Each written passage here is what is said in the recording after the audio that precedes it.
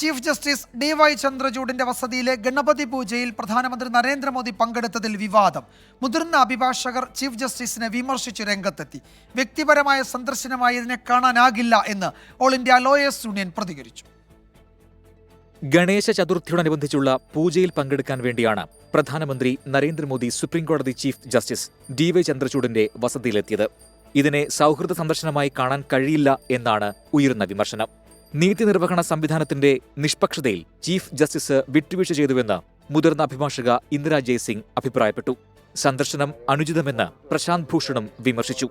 ജനങ്ങൾക്ക് ജുഡീഷ്യറിയിലുള്ള വിശ്വാസത്തെ ഹനിക്കുന്ന നടപടിയെന്ന് all India lawyers union general secretary PV Surendranath. എന്തുകൊണ്ടും ഇങ്ങനെയുള്ളൊരു സംഭവം ഇന്ത്യയിലെ ആകെയുള്ള ജനങ്ങളുടെ ജുഡീഷ്യറിയിലുള്ള വിശ്വാസത്തെ, അതിൻ്റെ സ്വാതന്ത്ര്യത്തെ, സ്വതന്ത്ര ഇൻഡിപെൻഡൻസിനെ, അതിലുള്ള കോൺഫിഡൻസിനെ നശിപ്പിക്കുന്ന തരത്തിലുള്ളതാണ്. ചീഫ് ജസ്റ്റിസ് സംശയനിഴലിലായെന്ന് ശിവസേന ഉദ്ധവ് വിഭാഗം നേതാവ് സഞ്ജയ് റൌത്ത് കുറ്റപ്പെടുത്തി.